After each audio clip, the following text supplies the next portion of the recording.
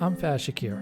I'm Amanda Littman, and this is Battleground. Faz is still gone this week, spending time with his very cute new baby. This week on Battleground, we're talking to Mike Rothschild, author of The Storm is Upon Us, How QAnon Became Movement, Cult, and Conspiracy Theory of Everything. It works by giving you a community of people who validate your beliefs and your fears. Everyone wants that. Everyone needs that. And Q is just really good at cultivating it. Mike Rothschild, welcome to Battleground. Thank you for having me. Thank you for taking the time to talk with us about everyone's favorite topic, QAnon.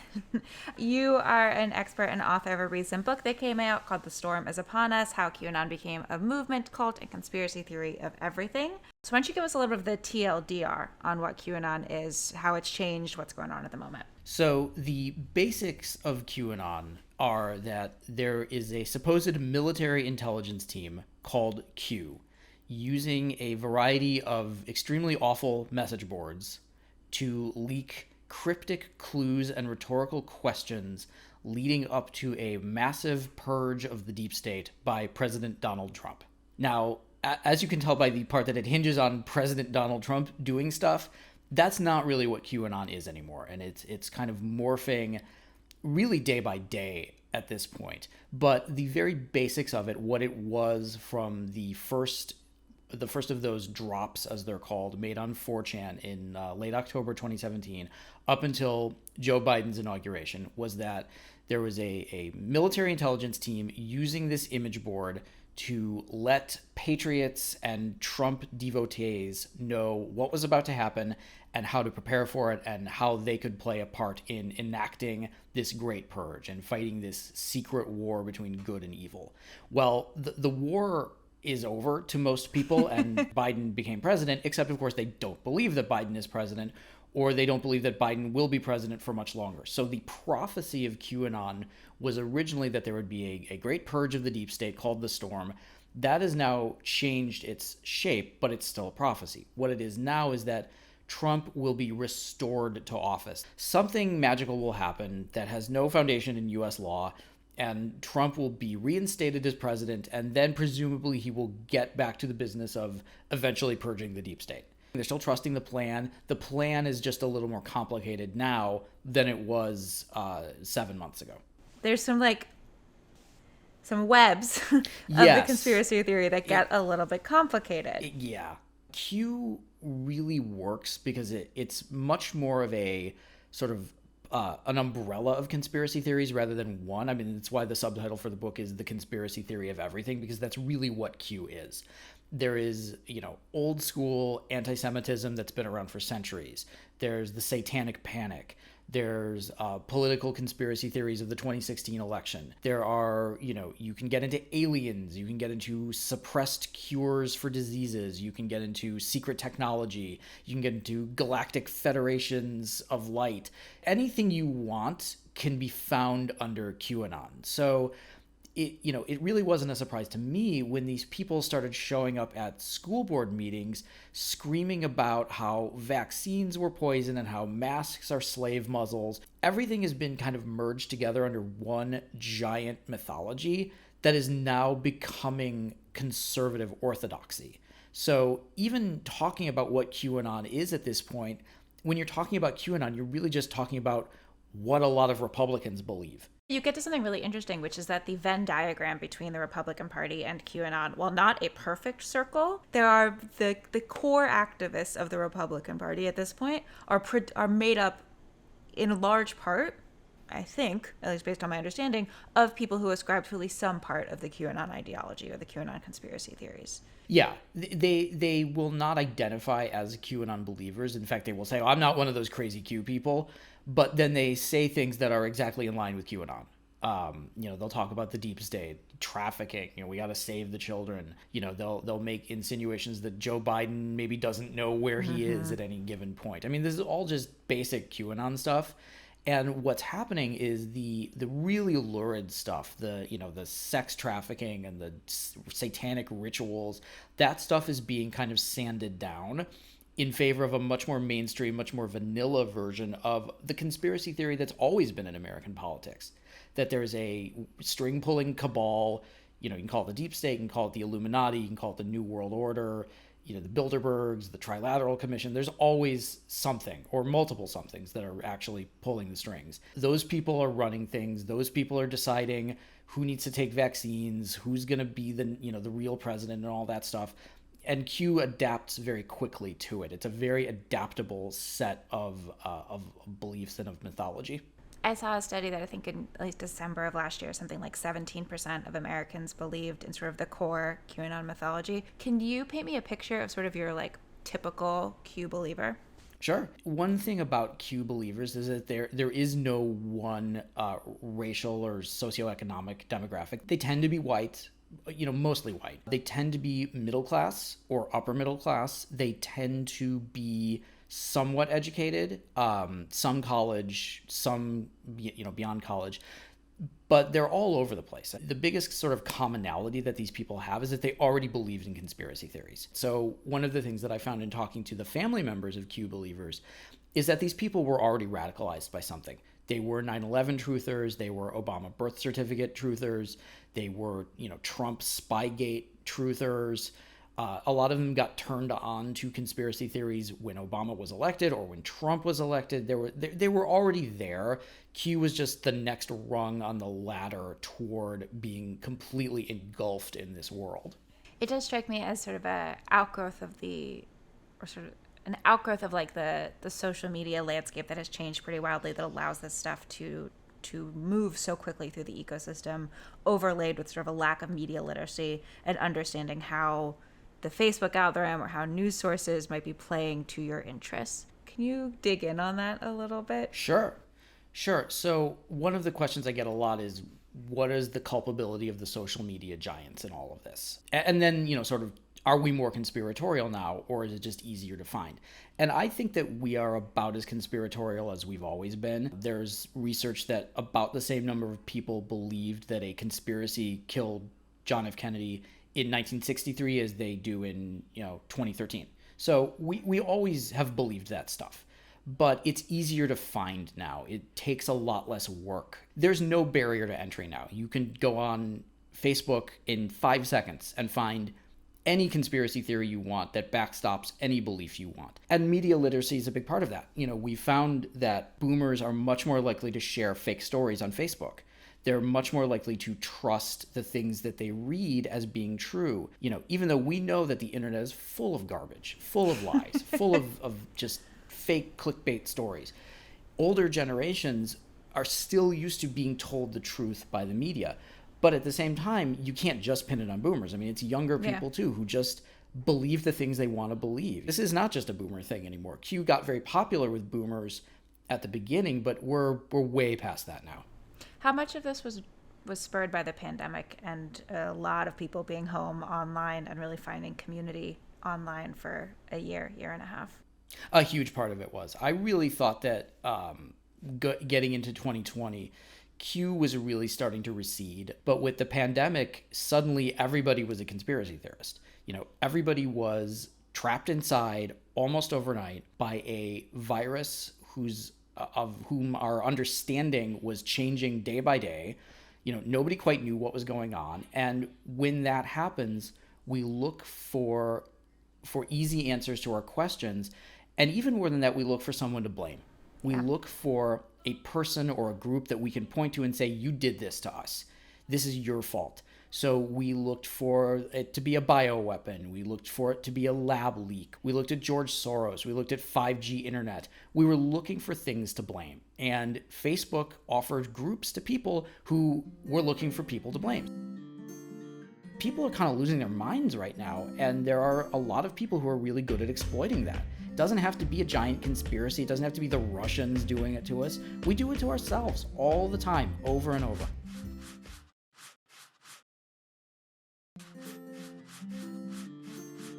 I was reading, so the way that the Q drops work and people decode it, and the way in which Q doesn't really have a leader. It's a cult without a leader.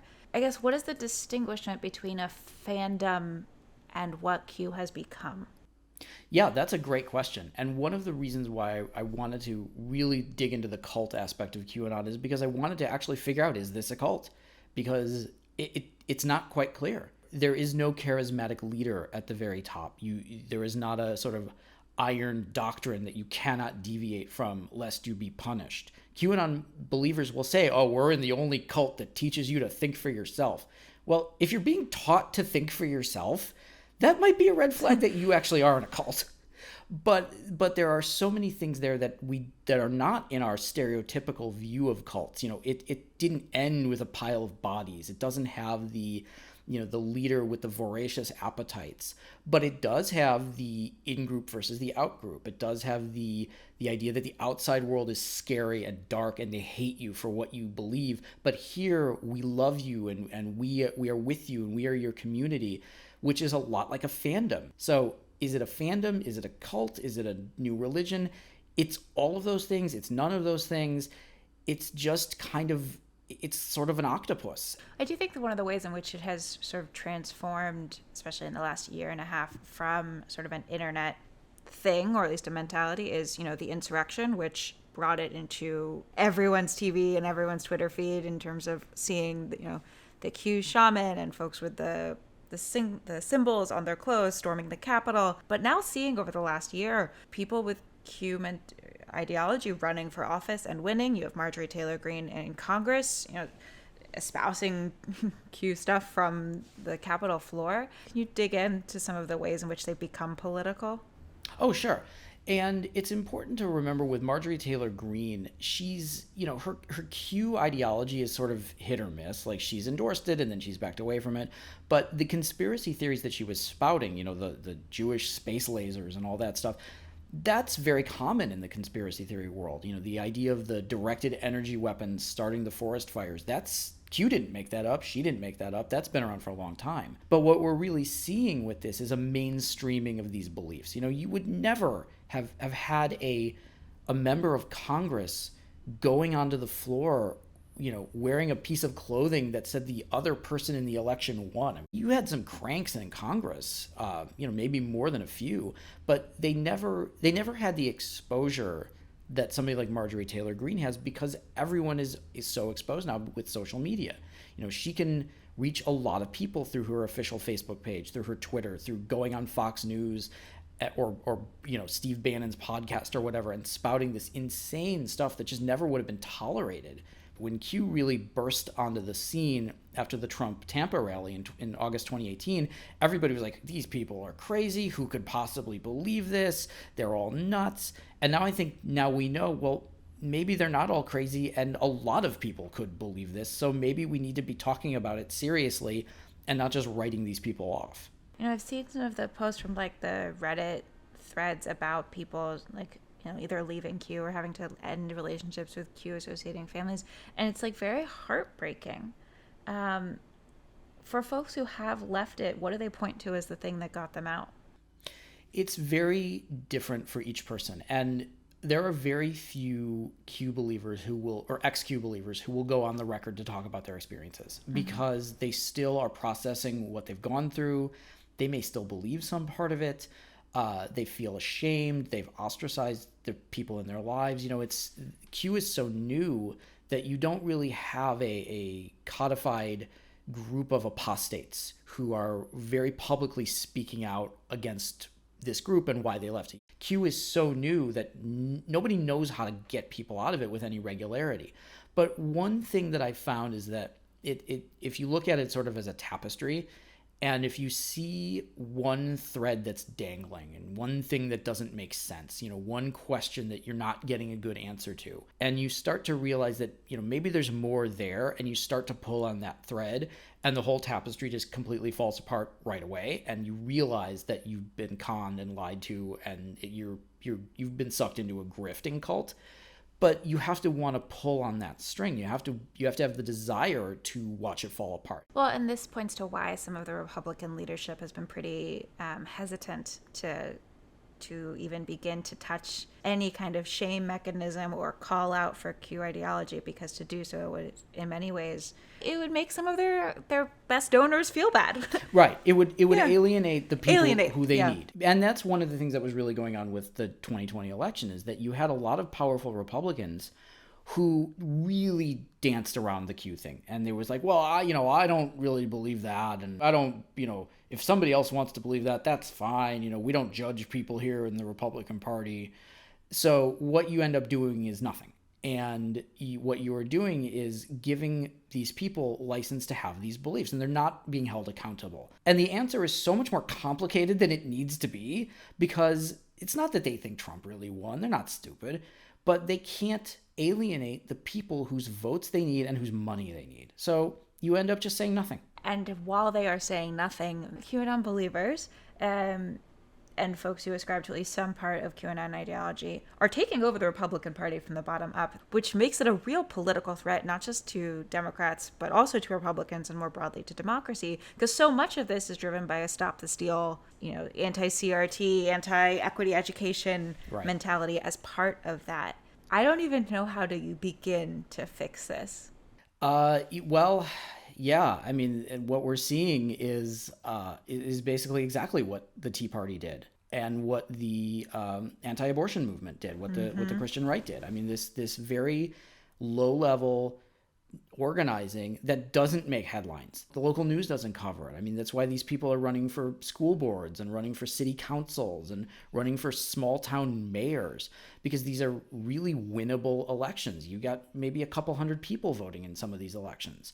And if you make a name for yourself and you get some publicity by screaming about how they want to turn our kids into slaves by putting masks on them, and how, critical race theory is going to make it illegal to be white and walk down the street, you're going to get people who go, oh, I've been thinking that for a while, but he's saying it. He's got the guts to say it. I'm going to get behind him. And suddenly you've radicalized these very local elections that don't make the news, that people don't talk about. But that's where democracy really starts. And I think it's a brilliant strategy of the Bannons and the Mike Flynns of the world to get people really excited about these really unexciting races, because they're easy to win and they're easy to infiltrate and they're easy to push really toxic ideas onto a larger group of people. People are kind of losing their minds right now, and there are a lot of people who are really good at exploiting that. It doesn't have to be a giant conspiracy. It doesn't have to be the Russians doing it to us. We do it to ourselves all the time, over and over.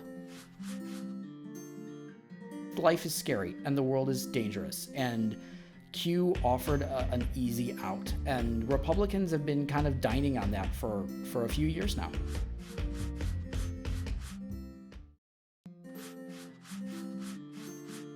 There is no lever within the Republican Party, from the operative side, from the funder side, and especially from the media ecosystem, which absolutely benefits it, to stop this. Can we talk a little bit about Fox News' role here? Fox News, Breitbart, Daily Caller, the Bannon podcast, Alex Jones, a million right-wing blogs. There is a media ecosystem on the right that allows nothing else in. It is a bubble where there's no sunlight, there's no oxygen, there is no other side. The other side is satanic and evil and must be destroyed. We have to find some way to counter it, because it is enormously powerful. Then it gets on Fox News, and then Donald Trump is talking about it, and there's no left-wing equivalent of that. It doesn't exist. We're trying to live in the real world, and while I prefer the real world, there are also certain hindrances to it. And the real world is a very scary place. Things are not great right now for a lot of people. That's why Q took off to the extent that it did. And it did something that no conspiracy theory had really ever done, which was make you part of the solution. So many classic conspiracy theories were just like, read this book about how evil the Clintons are. Aren't the Clintons evil? Q is, the Clintons are evil. Here's all the horrible things you did, but here's how you can fight back. You can make a meme, you can make a video, you can red pill your friends. You are a digital soldier. Stand in the trenches with the other digital soldiers. Wear your Q gear. Deface some money. Yeah, maybe commit a little bit of light treason if you feel like it. So yeah, it took off because life is scary and the world is dangerous. And Q offered an easy out. And Republicans have been kind of dining on that for a few years now. It all culminates in a very particular moment in which, there's the demise of religion in American society, the demise of trust in institutions, the demise of civic engagement in terms of community. Like, you're not part of like the social club or the Kiwanis or the Rotary or what have you. All of that combined with the economic anxiety that so many people really do feel, rightfully so, and looking for someone to blame and for a community to join. I think that that loneliness component here actually can't be underrated as a reason why people are engaging in this. Yeah, people are isolated, people are lonely. There's not a surprise that so many people flock to Q who were older. People who maybe their kids had moved out, maybe they were widowed, maybe they had just retired, and suddenly the social and family structures that they had for so long are not there anymore. And they maybe haven't done the best job at cultivating community and friendships. So they go online and they find people who are going through the same thing. And, Q works not because of like mind control or brainwashing or rewiring the way you think. It works by giving you a community of people who think the same thing that you do and who validate your beliefs and your fears. And everyone wants that. Everyone needs that. And Q is just really good at cultivating it. I'm wondering if you could play prognosticator for a moment. What do you think the impact of Q will be in 2022? On the elections? It's going to be enormous. And I think it's going to be a little tricky to quantify because the Q movement is really leaving that branding behind. So they're not talking about Q. They're not talking about like Epstein Island anymore. That stuff is really being sanded down.